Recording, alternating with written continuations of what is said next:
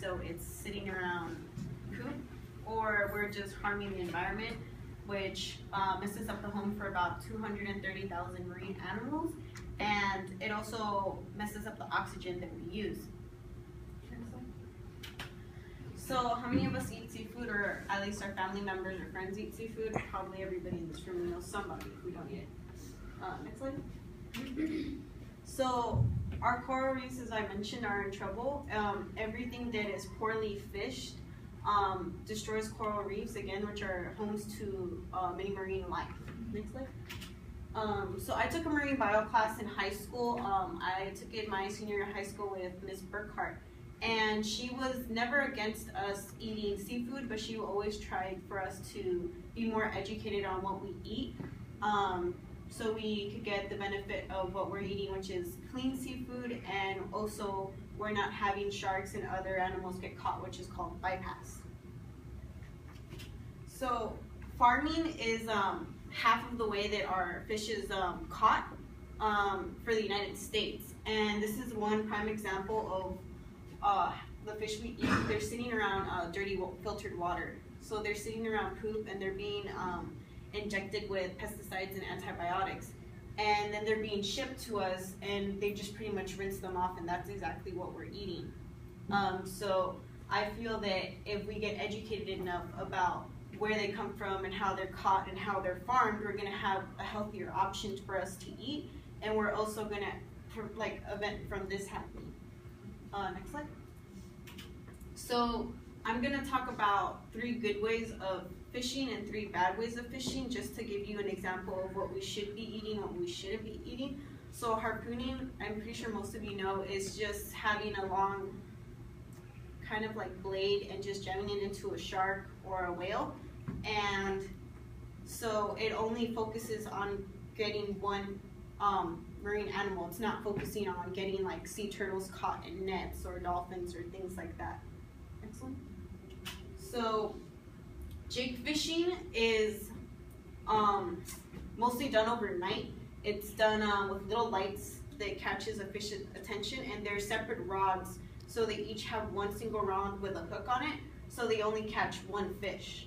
So they're not catching a bunch of fish, and you get this nice clean fish, as opposed to when you're farming them, you have them all bunched up in dirty water. Another example, next slide, is trolling. And I know that sounds funny, but trolling is a good way for us to also eat fish. And it's almost done the exact same way.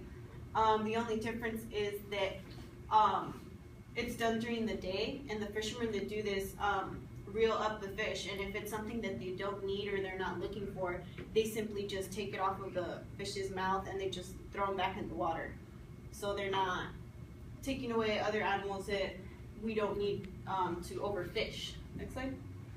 So now I'm going to talk about 3 bad ways of things of how they're fished. So this is called bottom tribal. So it's a big net that goes on the surface of the sea, and the problem with that is that there's a lot of coral reefs, and there's a little marine animals that live in the sand. I don't know if maybe some of you've seen like this little fish that he's kind of like flat. You've probably seen him on SpongeBob too. He lays down in the sand, and he like hides in the sand, and he gets his prey. Well, he's getting dragged upon with other fishes, and he's not supposed to be fished.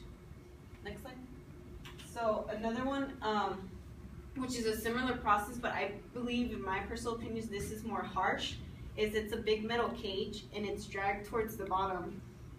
Again, it's hurting like little shellfish and other fishes that are on the bottom.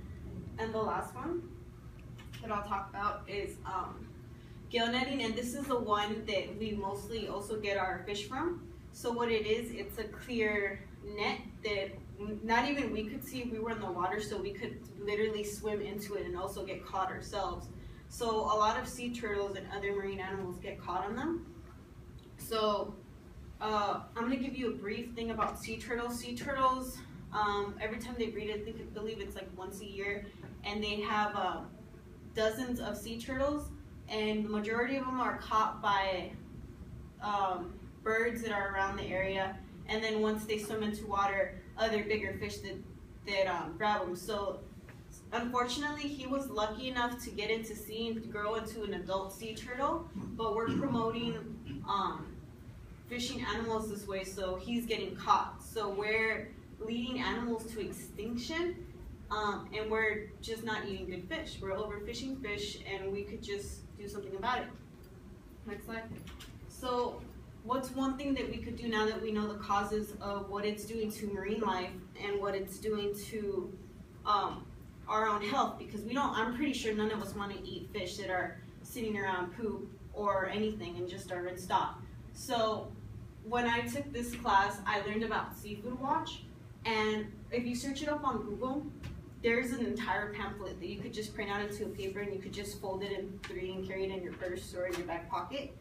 And it tells you like what are the good alternatives. So the good choices are the ones that are fished well and they're not farmed well. And then these are farmed, but it's not also a good choice. And then those to avoid are fishes that are going extinct, the ones that are destroying the coral reefs, which is the bad ways to fish that I mentioned. Next slide. So I feel that now that you guys have become more educated about the topic, that you guys will make smarter choices to save the marine environment and to make a better choice just to eat. Because I remember once I was eating with my dad, and I forgot which fish he ate, but he said, I kind of taste dirt water. And that's mainly because I explained to him, well, I took this class and then I searched up the fish. I can't remember what it was. I was trying to, he didn't remember either. And it was one of the fishes that were actually farmed inside dirty water, so it got stuck inside him. So even though he was cooked well, you could still taste the dirt water inside of him. So I feel that we could just easily, now that we know the cause, print out the pamphlet, carry it in purse, carry it in your pocket, and just eat healthy and take care of the environment, because the coral reefs are actually being destroyed quicker than we're destroying trees in the rainforest. So I hope you guys make better choices. Thank you.